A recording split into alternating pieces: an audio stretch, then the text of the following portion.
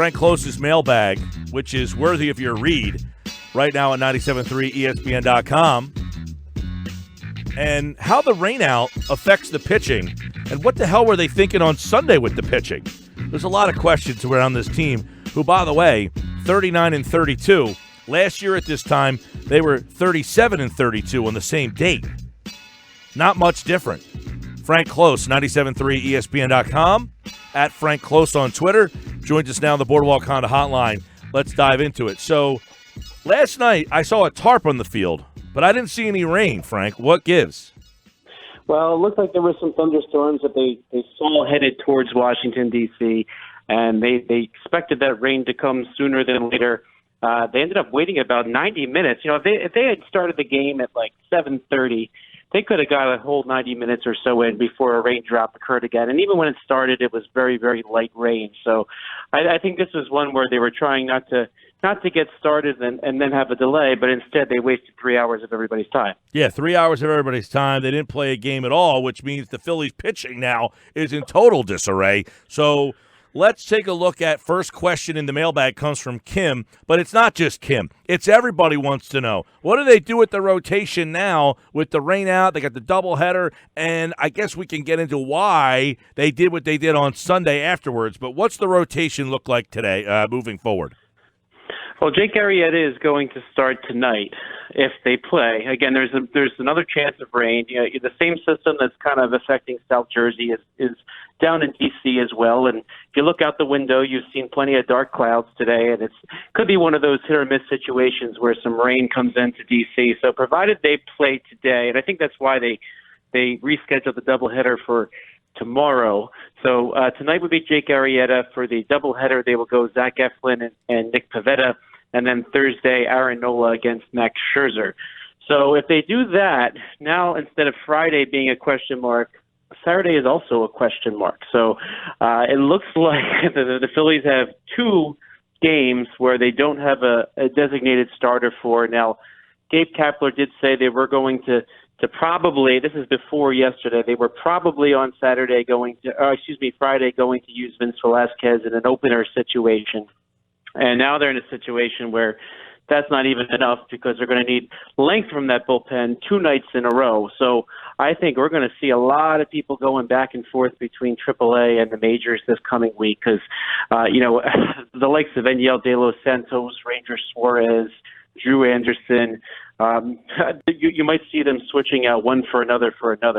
You know, they get an extra guy on the doubleheader day that they can use in the bullpen, so I'm sure they're going to try to grab somebody like an Anderson. I haven't checked. Anderson's supposed to start tonight. I wouldn't be shocked if they scratched him, but if he's starting tonight, they might try to pull him early and just have him later in the week as well. But as you might imagine, that none of those names really inspire a whole lot of confidence at the moment. And, you know, he could say, well, it's the Marlins on the weekend. It's not the same as the Nationals now. But, you know, the Marlins still have a lot of young talent, and they can sneak up on you if you take them for granted. So this weekend will be a very interesting one. And it's kind of a shame, too, because just something I thought about recently is Friday is the Chase Utley retirement night. And if they go for a bullpen game that night, the fans might be a little disappointed. Frank, so take us back to Sunday when they decided to go with the opener. Vince Velasquez, number one, why Velasquez? And number two, what were some of the other options that might have been a better decision? Because you can go back to that decision potentially as to why they're in the predicament that they are in now. Well, the one situation, and I know Ricky Vitalico was particularly fired up on the post game. If anybody stayed around for the end of the 15-1 game on Sunday, but Jake Arrieta could have started on normal rest. And I think that the problem with not starting Jake Arrieta on short rest is, you know, you already split the first 2 games of that series with Atlanta. One of them you got lucky. You know, you were able to have the nice come-from-behind win on Saturday night, and then, of course, they blow the game on Friday. Hector Neris blows his first save of the season at probably what felt like the worst time. So it seemed to me that facing the NL East rival who was in first place, and you know, there's a 2-game swing on these games, you know, so if you're 1.5 behind and you win the game, you're half game out. If you lose the game, you're 2.5 out. So, the Phillies really could have used Jake Arrieta to step up and make sure he shut them down. And, you know, maybe that does mean that later in the week you're figuring it out later. But, as we see with these rainouts, you had one last night. You don't know what's going to happen the rest of the week because there's a lot of rain in the forecast. You could have another one. So, I thought that they should have done something with Arrieta. Now, speaking of Velasquez, that's a whole other question because they seem to be finally moving him towards that role in the back of the bullpen, and they seem to have abandoned it if they made him the opener. I didn't really understand that at all. I thought if they were going to make a real effort to make him a back-end reliever, you got to put him there and stick with it. I don't really understand why they would bring him in and say, all right, well, pitch an inning or two to start the game. And, of course, he's all over the place, and then it just kind of sets a really bad tone for the entire game. So they could have either gone with Cole Irvin, who is scheduled to be second.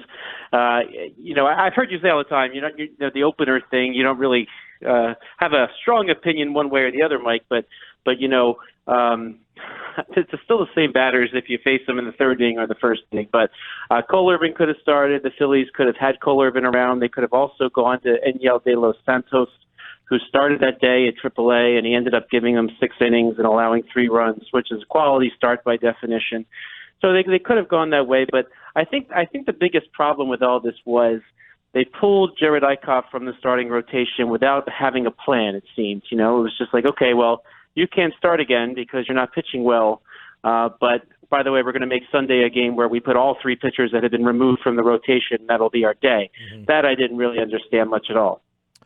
Yeah, I mean, I'm not opposed to the opener. I don't hate the idea, but I didn't like it on Sunday. Or put it this way, I don't like the way they went. I didn't like Velasquez being the opener. Like, if you were going to go with an opener, go with somebody different than him after yo-yoing him back and forth from starter to reliever.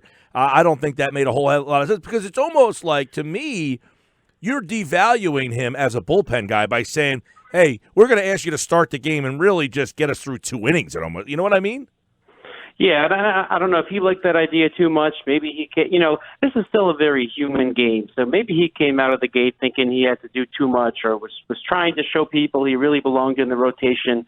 I don't know if you want those types of questions creeping into anybody's head for any reason whatsoever. So I really don't like that they just haven't made a decision and stick to it because, just think about the team, right? So you're facing the Atlanta Braves. You had a bad loss, but you're feeling good about that one. Do the players that take the field behind it actually have any confidence that the team is trying to win that day? And I think I even said this on Twitter during the game. It almost felt like they went into this game as if they were deciding to concede. Frank Klose, by the way, live questions coming in for Frank, and he wants to know, Dan from EHT, is the Phillies pitching coach a problem? No, I would say that not at all. I think that Chris Young is doing a great job. I think they see him as a very valuable asset. They were even willing to. I can hear my daughter in the background. She wants to know why that question was asked. Exactly. So, I think that the Phillies really had to swallow hard and let Rick Kranitz go, who, of course, jumped and is now pitching coach of the Atlanta Braves. So they really felt that Chris Young was an asset. Other organizations around the league saw Chris Young as a tremendous asset, and that's why when the Phillies, they were very happy to have both him and Rick Kranitz as their pitching coach staff. And when the Atlanta Braves, among other teams, came calling, asking if the Phillies, would let them interview Chris Young, who you can't hold the guy back from a promotion. They ultimately decided to promote him instead of that and gave up Rick Kranitz in the process to a division rival. So it's not just the Phillies that think highly of him. It was a lot of teams around the league. And, these injuries are really a lot of the problem. And let's face it, too. At the end of last season, why did the Phillies fall apart? It was that starting rotation. So what do they do for this season? They come back with the exact same guys, plus thinking that maybe Jared Eichhoff would be healthier and they could get something out of him as a backup plan if one of them falters. And what do you know? The same guys who faltered in the past faltered to start this year, and I don't think that the pitching coach is going to make a difference on that one. All right, Frank, this one's from Ashley, and she wants to know who are the starters available for trade? Are we going to start to hear names of guys that teams are willing to start moving on from? We just saw an offensive player, and when Encarnacion traded to the Yankees. I mean, I thought that got kind of swept under the rug a little bit when the league home run leader gets moved. But we're going to start to see some pitching names that are going to entice us, because Dallas Keuchel was the name for starting pitching that everybody was talking about. He's gone. So now the other way to get a pitcher, I guess, is via trade. Who are some of them? Well, we hear Madison Bumgarner, but Madison Bumgarner almost certainly is going to be traded to somebody this trade deadline. The issue with him will be his no trade clause, which he strategically put all the teams that probably would want to require him on that no trade list, meaning he can negotiate something with the team. So you're going to have to do some negotiating if you trade for Madison Bumgarner, and the Giants, who need to rebuild, probably want something significant in return as well. Another name that's sort of emerging now as an option is Matthew Boyd, who's a left-handed starter for the Detroit Tigers. We haven't talked much about Matt Boyd just yet. Reason being is he has 3 years left on his rookie contract. So the team that acquires him, you'll have to give up something for him, but at least you'll know that you're going to have him for 3 years. I mean, he's doing a decent job for the Tigers. The Tigers aren't expected to win, and that could be a situation where they decide to keep him and build with him, or maybe they see this as an opportunity to get some more pieces for the future. So he's somebody that could be moved. Then you keep going down the list. I saw real quick on Boyd. Did you see Jim Bowden write a trade that should happen? He does that all the time. Two teams and their trading partner. Boyd for who's the center fielder, the prospect who just got hurt? Hazley. Oh, Adam Hazley. Yep. You like that deal? That'd be a tough one to make, but I think that's. I didn't see that. I think that's the type of trade it's going to take. I think it's going to even take some of the Phillies pitching prospects too in a deal like that. And the reason why you do it is because even though you're giving up a good player in Adam Hazley, you're going to get a guy that's with you for 3 seasons. So I think that's the kind of trade that you feel more comfortable giving away prospects for if you're going to pay a high price for one of these guys. So yeah, I would absolutely consider that. And the other couple of names, like Danny Duffy of the Royals, is somebody I've mentioned his name a bunch the last couple of years. He's kind of regressed. He had an ERA last year of like 4.88, and this year he's around 4.5. And the problem with him is he's due $15 million the next couple seasons, and he's kind of trending in the wrong direction. So if you acquire somebody like him, you're basically taking the money off their hands for in a return in terms of a player return, and you're kind of taking the chance. So that's another name that might be considered there. So and of course the other names we talked about, Mike Minor. The Rangers have as many wins as the Phillies right now. So you really have to ask the question: is a team like that going to trade somebody like Mike Minor? The Rangers are trying to build up some momentum into a new stadium in a couple of years. So they might keep Mike Minor. They might extend Mike Minor. He might not be available. And I didn't even put Robbie Ray on the list either, because the Arizona Diamondbacks are right behind the Phillies in the NL wild card as well. So a lot of these players that people thought might be available in trade just aren't going to be. All right. By the way, it's Adam Hazley, he wrote, and perhaps one of their pitching prospects, not Medina or Spencer Howard, such as righty Francesco Morales, would make sense. So it sounds like, Frank, you were right on the same page as what it would take to get a guy like Matthew Boyd there. Yeah, that's usually the kind of the going rate. I think somebody like that, the Tigers would probably want somebody they can throw in the rotation right away too, meaning you probably subtract. Maybe it's Velasquez. I wouldn't trade Eflin for a piece like that because it's kind of counterproductive. But maybe you give Velasquez in a trade. Maybe you get a Maikel too. Where they can sort of fill the void for now, even though it's not the best possible return. So you might see the Tigers do something like that because somebody has to pitch for them. Next question comes from Rick. Are the Phillies messing with Kingery by batting him third? Why not leave him? Now, you mentioned this before, why they didn't move him to lead off, but now it seems like they're putting him in a more productive, opportunistic situation. Yeah, I think right now they're just kind of stuck. Jay Bruce is banged up. JT Realmuto is banged up. Certainly Andrew McCutchen is out for the year. Cesar Hernandez has fallen completely off the face of the earth. His last 7 games, he's batting just 115. And for all the hope he brought fans by having a nice streak there, as soon as he went back to the leadoff spot, he kind of fell off the face of the planet. So that you really can't afford to have him up that high, which means you got to put somebody like Kingery up there. Maikel Franco was also killing them, also having a horrid stretch like he usually does. He has his really hot stretches and his really cold stretches. Right now he's in a really cold stretch. So that means luckily Kingery can go back to third base now that you have Roman Quinn back on the roster. But right now, you still don't know what you're going to get from Quinn. Quinn didn't play that great when he was up for the little bit he was before he got hurt again. So you kind of don't know what you're getting out of him. And you keep adding up all these different situations. And if he doesn't bat up that high, then who is? So the Phillies could try Roman Quinn in the leadoff spot and slide Segura back down, but I think things will be a lot better soon once they get Bruce back, once they get Real Muto back up to their full strength. So, I think they're both kind of day to day. Real Muto probably has to catch something tomorrow. I didn't catch the lineup for tonight yet, but yeah, I would expect to see those guys back soon, and then that might negate the need to have Kingery batting that high in the lineup. But you look at his last 7 games; he's batting .492. So. It's an interesting change to the lineup today. Well, Segura's hitting leadoff. Harper, Kingery, Hoskins, Sean Rodriguez, Roman Quinn, Cesar Hernandez, Andrew Knapp, Jake Arrieta. So from what 5? You got Sean Rodriguez hitting in the 5-hole today. That's not good. Yeah, the unfortunate thing is who else? I mean, they're in a situation now where Rodriguez has to play the outfield. Either that or Maikel Franco has to play third base. Right now, I think Sean Rodriguez inspires more confidence than Maikel Franco. That's unbelievable, isn't it?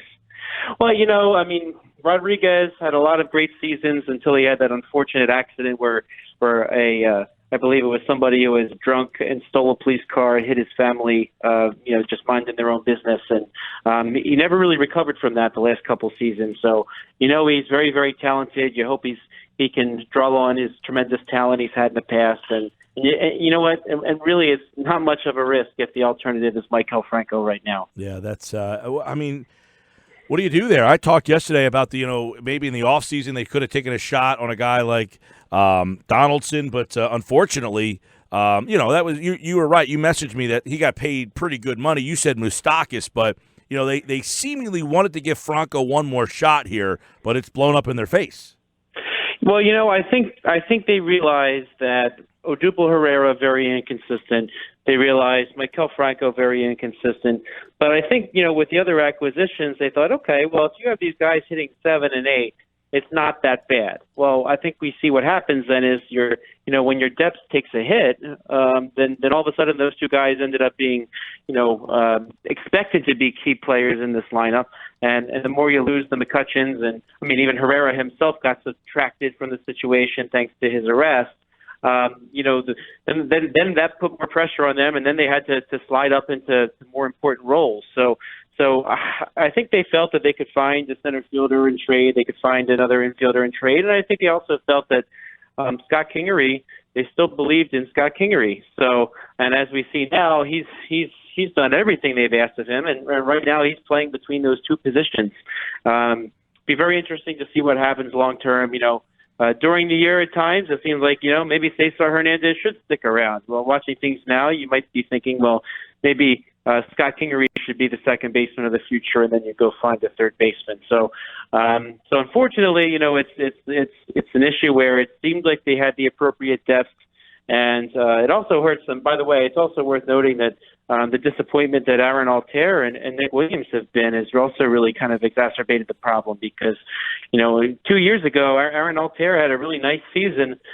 Nick Williams seemed very promising, and of course this year they were the 4th and 5th outfielders, and neither of them did much of anything. One's in AAA, one's off the team. And if Nick Williams didn't have a minor league option remaining, he'd be off the team too, probably. So it's been a whole lot of problems piling up. So and by the way, the return in the Cole Hamels deal seems to be dwindling by the player. I don't have a problem with that return. I mean, they still ended up with JT Realmuto out of it, right? I mean, but certainly, you thought you were getting more out of Eichhoff. You thought you were getting more out of Nick Williams. And those were kind of the two pieces you thought might really make a difference, along with Jorge Alfaro. But you did get JT Realmuto out of it, so it's not a total loss in my estimation. All right, Frank Klose, of course, you can follow him on Twitter, at Frank Klose, the Phillies Mailbag on Tuesdays. It is posted right now at 973ESPN.com. Check out his Phillies notes as well and other Phillies coverage. You mentioned there's a piece that you wrote, Frank, that they ignored starting pitching this offseason, and now they're paying the price. And you see that with an opener. They don't know what to do the rest of this week, and some of that could have been avoided. Yeah, it sure could have been avoided, especially when, again, last season, down the stretch, it was that starting pitching that did them in, and what do you know, all the same guys are the ones back. So it's very unfortunate that I think they hoped Jared Eichhoff would recover from his injury. As we see now, he really didn't, because he pitched poorly the last several outings, and what do you know, he's on the injured list. So they didn't really allow much depth, and even though one thing I didn't even mention in the piece, Phillies president Andy McPhail said, you got to get more left-handed. Well, that starting rotation remained the same, all right-handed guys. And one thing I did say over the offseason was there was no way that you could expect Aaron Nola to have the same kind of season this season he had last season. And you expect some regression. Maybe this is a little bit more regression than I thought he might have, and he still might put together a really nice stretch run. But you knew that he was not going to be Aaron Nola of last year, because that's a once in a lifetime season for even a very talented pitcher. And unfortunately, last year they didn't get some other starting pitchers to kind of fill that out and make good use of that Aaron Nola season. Frank, always appreciate it, man. Phillies trying to get one in tonight with the Nats, and we'll see how that goes. Arrieta, Corbin should be a good one. Thanks, pal. Thanks, Mike.